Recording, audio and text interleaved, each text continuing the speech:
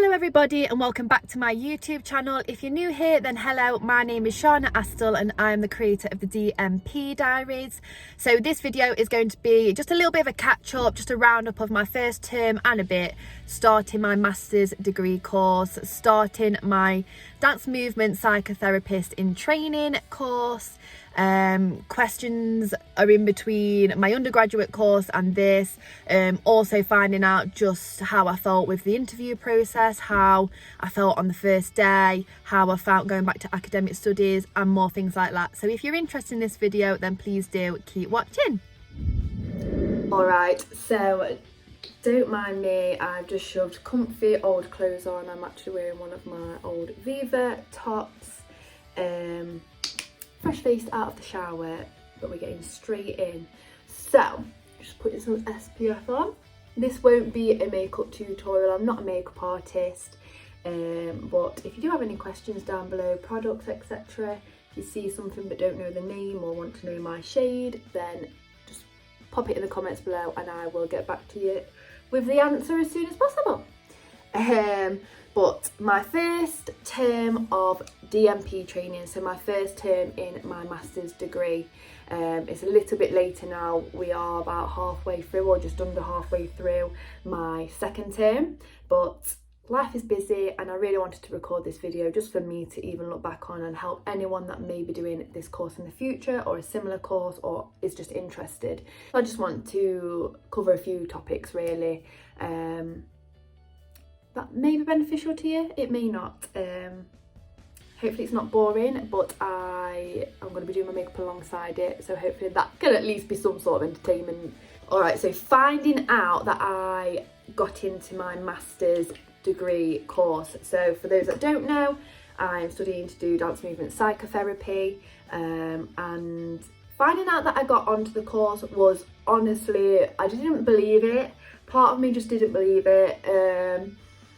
Part of me was like, yes, this is where you wanted to be 10 years ago. For those that don't know, I got told that I wouldn't get the grades, which I didn't. And then I kind of just gave up. Like, I never was taught to just fight for what you wanted.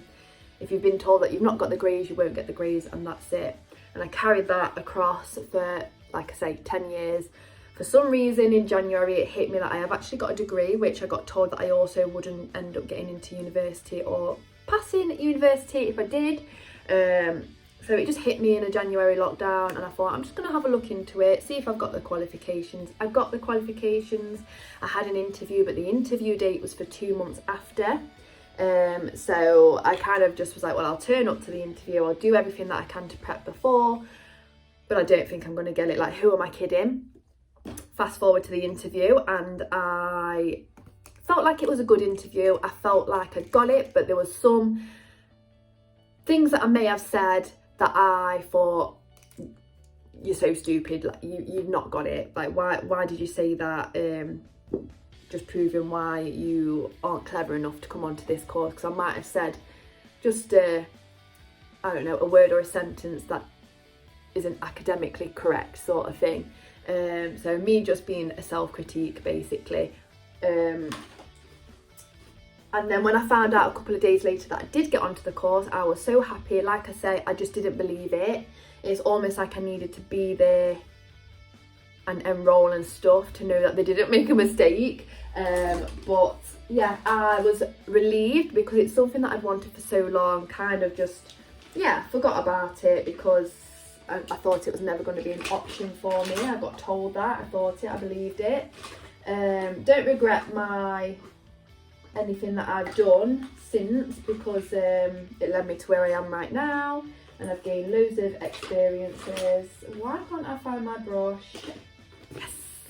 So I basically just felt excited, I felt ready. It was like a new chapter, a fresh start, and I was doing something that I'm passionate about, I'm interested in, and yeah, I worked hard for, and I ended up doing it 10 years later without even realising that it was an option for me to do 10 years later.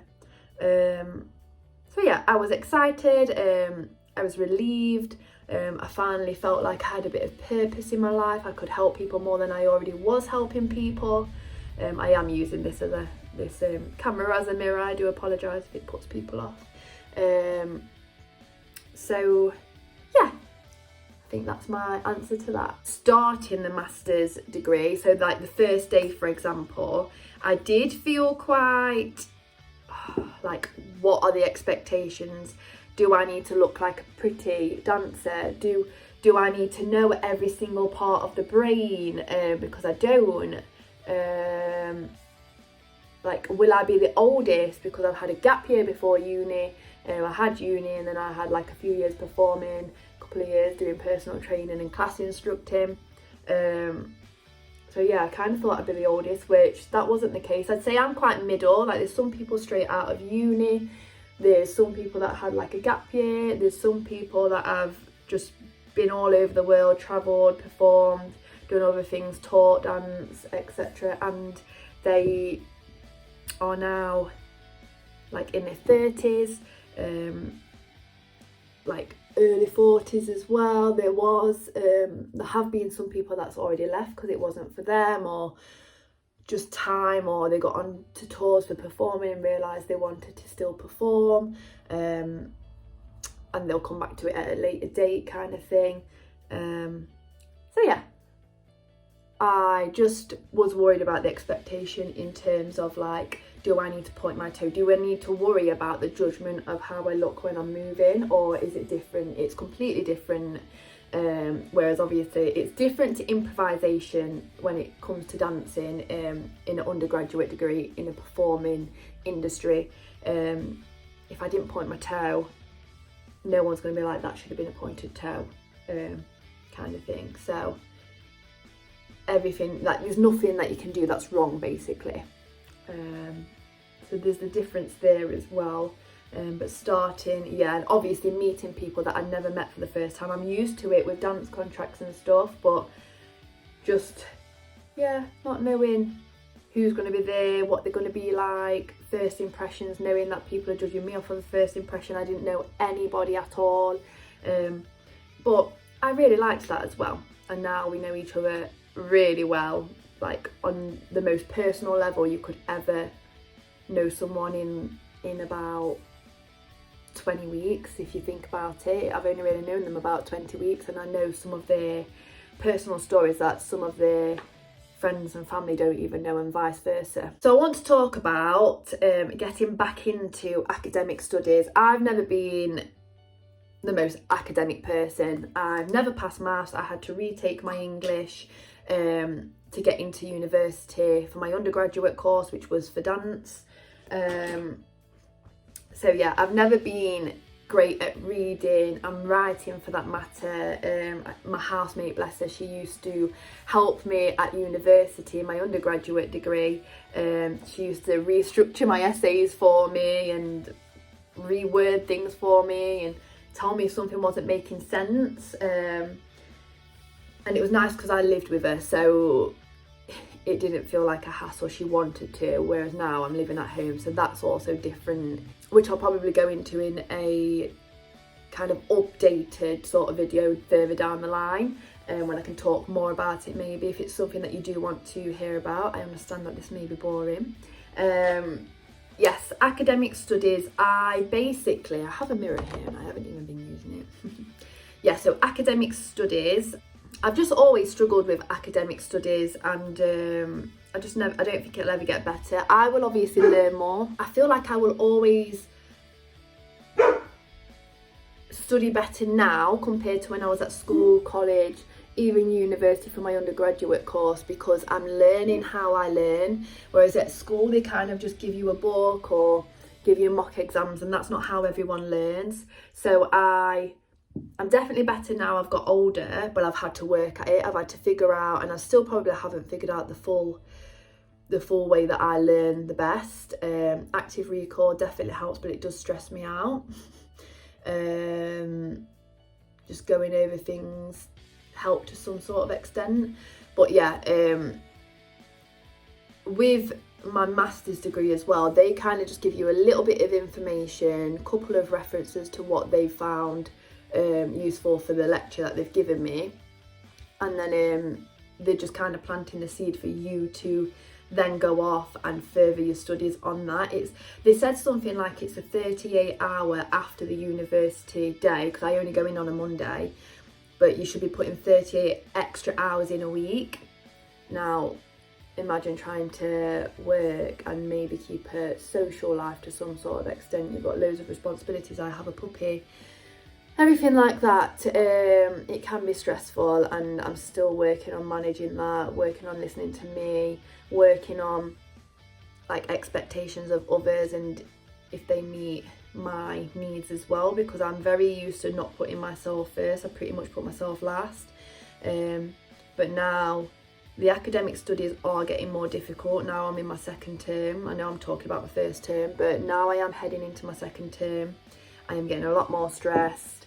I feel like I'm constantly in a race with time, and I never have enough time, and some people just don't really understand, especially because, like I say, it doesn't come natural to me like it does to some others. So yeah, I do find academic studies hard, and I didn't really think of it because I kind of just thought as long as I revise I'm okay, but I didn't really think too much about them just planting a seed and me then going on doing further research. Like, I'll do research and I don't even know if it's the right research until like the following week when I'll ask. But everyone's in the same boat, and some people are more better than others academically, but there are like a handful of us that do struggle, and we just communicate with each other, which is nice. But I just thought I'd mention that in there, because just because I'm on a master's degree doesn't mean that I find things easier. And if anyone's watching this and doesn't think that they're good enough for a master's degree, I waited 10 years to find out that I was. So just go for it if you want to. If you don't know if you don't try. And even if you get told no and you get all that rejection, just do what feels right for you in that moment, but keep coming back to it if you do think about it regularly, because it's obviously important to you, and you never know, you might do something further down the line that does give you the entry requirements that you need, just like it happened with me. I never thought I'd even go to an undergraduate uni course. It took me getting into stage schools, not being able to afford the stage schools, and my only option was trying at universities and actually getting into Creative Academy, which is credited by the University of West London. So it's not at the University of West London, but it's credited, and I got in, and it was very practical, so not as academic as my master's degree is, but I still had to write essays and stuff like that, do some sort of research based on dance. So speaking of Creative Academy, I want to just kind of talk about my personal experience just when I think of my master's degree compared to my undergraduate degree. So they're both very different. Obviously the subjects are different as well. Like, not a lot of people think about this in terms of, yes, I'm doing dance movement psychotherapy for my master's degree, and people just hear dance and think, oh yeah, like you was a performer, you performed abroad, you went to university, you've got a degree in dance, you can teach dance as well. Like, they just think it's another like sort of dance thing, which it is to some extent, but it's more movement based. Like, a lot of the time I just say movement psychotherapy. I'm a movement psychotherapist in training. For example, my placement, I'm not working with dancers. I do want to work with dancers more one day, but for my placement I am working with, or I will be starting to work with when COVID allows me, which we'll come on to, but I will be working with people that are going through rehabilitation with brain injuries, and I will be helping them with their mind to muscle connection, helping them just to sense things again, trying to improve certain parts of their mind and their brain and their mental health as well, and just being there as a support system. So a lot of people assume it's just dance, but it's not. And I always knew that. I knew that even when I was at school 10 years ago, when I first kind of had the idea of doing it. I don't know how I saw it. When it comes to my undergraduate degree, it was very physical. I had to basically, it was like 27 to 30 hours of physical technique training. It could be a boot camp class, it could be jazz class. We had like at least three jazz classes a week, at least 3 ballet classes a week, maybe more, like 1 tap class a week. We did a bit of acting and singing, but not loads.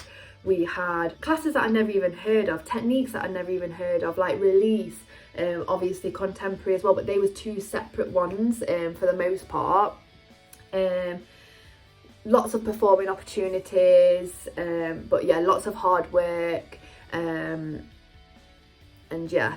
Whereas now it's more academic and it's more theory based. There are elements of physical practice within my day at uni on a Monday, and what I'll do in placements and everything like that, but it's more like theory based. Like we're learning a lot about the mind, and we're going to be learning a bit more about the body, which is fine because I know a lot about the body, but I say that there's probably going to be a lot to learn still. We obviously have more, like a different lot of assessments, which is stressful within itself. Even with practical assessments based on something that I've only just learned, I've not even learned a year. So yeah.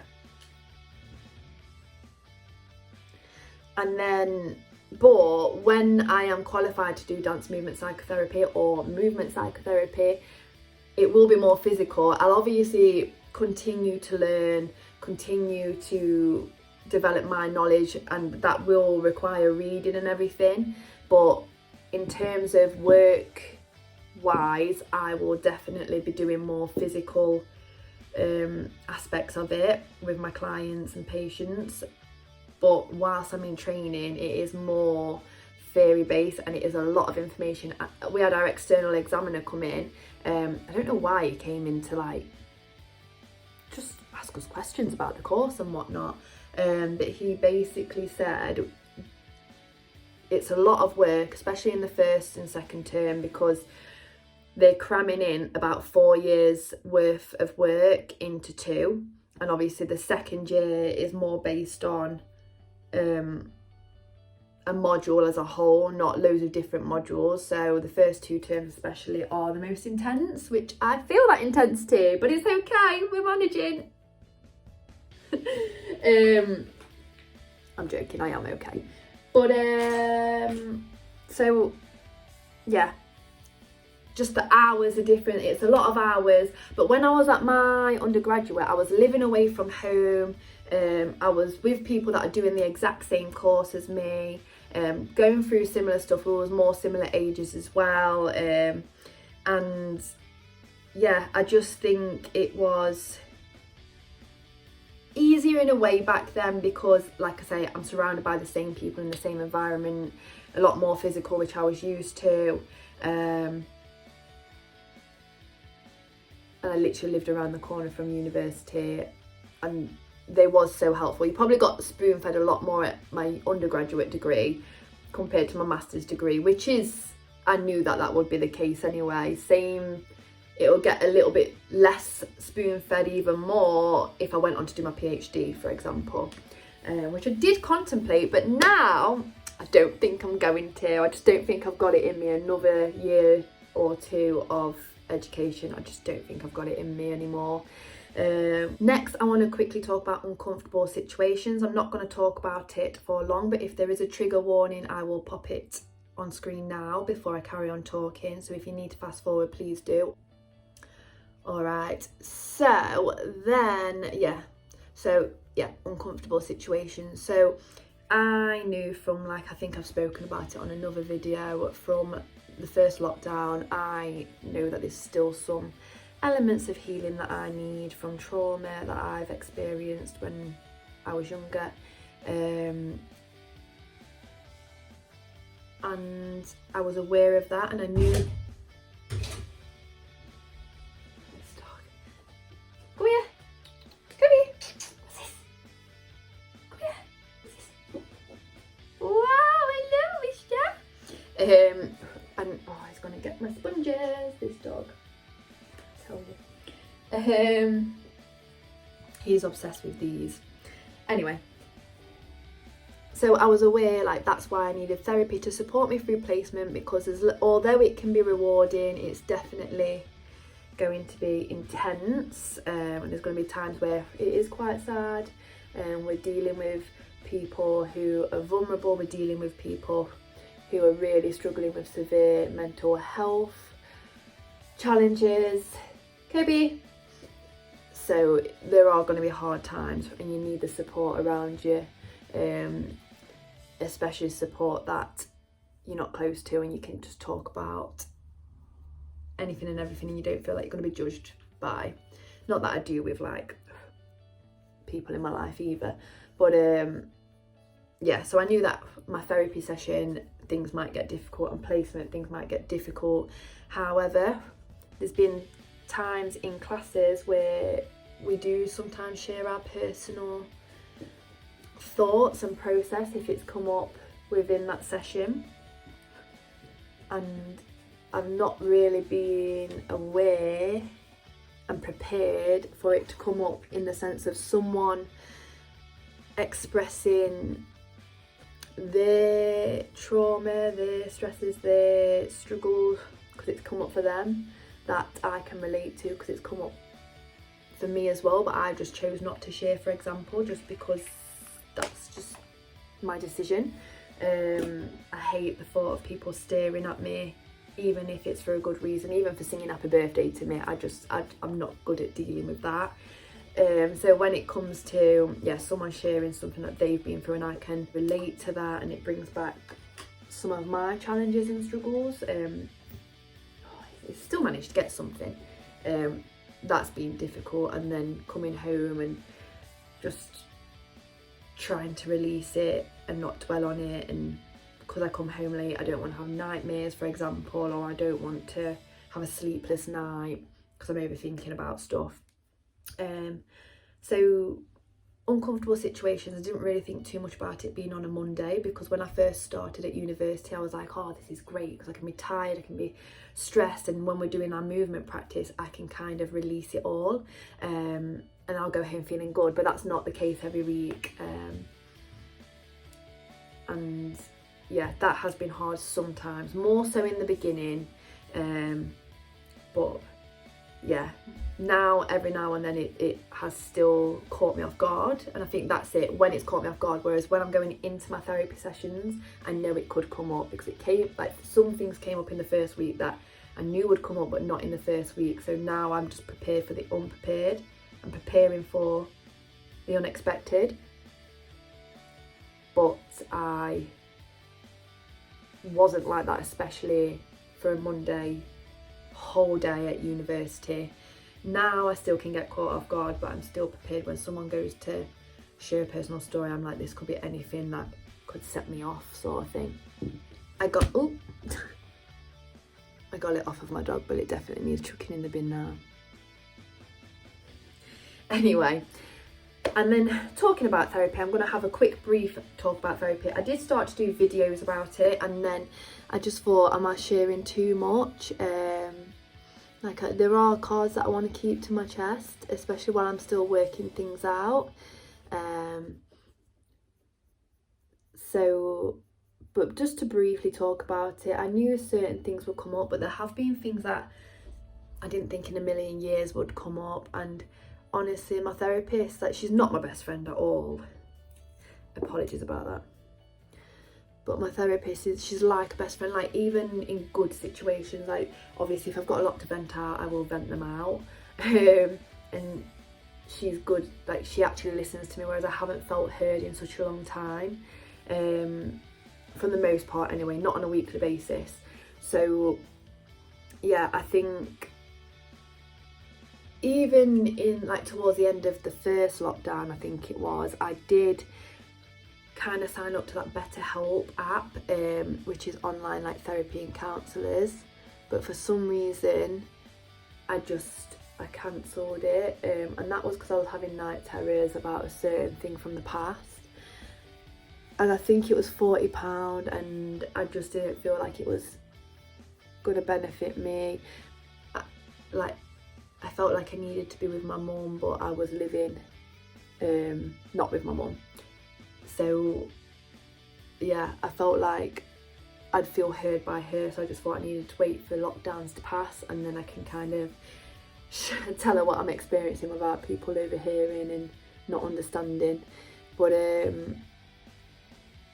yeah, so I think I would have always gone to therapy at some point, but I would have left it a lot longer because of just financial situations and being busy all the time. When it comes to placements, I found it quite stressful at first because I wasn't getting a reply from anyone. I remember one day I literally spent 8 hours. I think I sent about 40 odd emails off. I followed up a few days after with a phone call. Some people said that they can't because of COVID, they can't because of confidentiality, they don't accept placements in first year. Some people just didn't reply at all. I tried so many different places, care homes, hospitals, charities.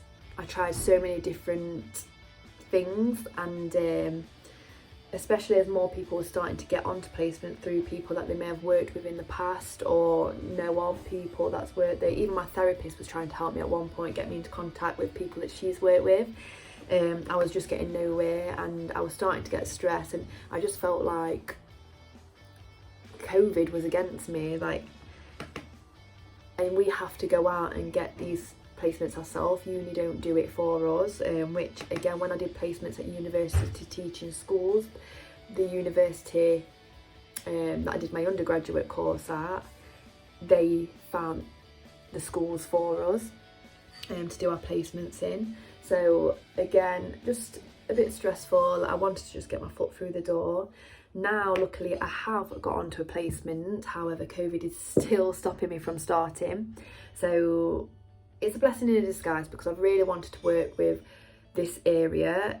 Although I do want to work with dancers at a later point, because I do think I can give so much to the industry that I'm currently working in and I've always been in. I've been there. I still do go through the same thing as dancers go through, to the same level as well. But I'm just trying to manage with the tools that I'm equipped with now.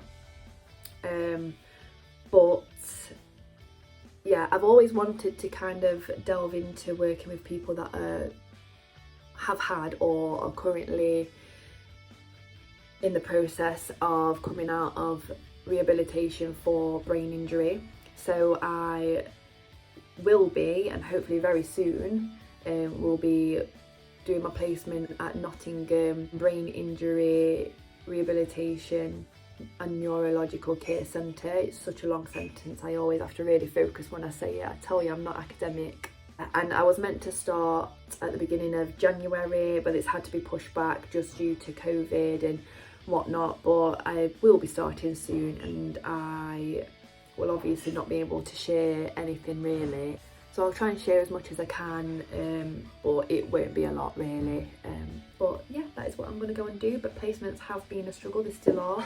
There's some people have started, some people haven't. So I would be more stressed if everyone has started but me. It would be a completely different ball game, but because it's not like that, I'm not feeling too stressed yet, and my tutors aren't feeling stressed because we have a certain amount of hours we need to meet. We need to do direct hours, which is one-to-one or me and group clients. Then we have to do indirect hours, which is sort of like workshops, courses, sort of things, which I'm currently doing a course.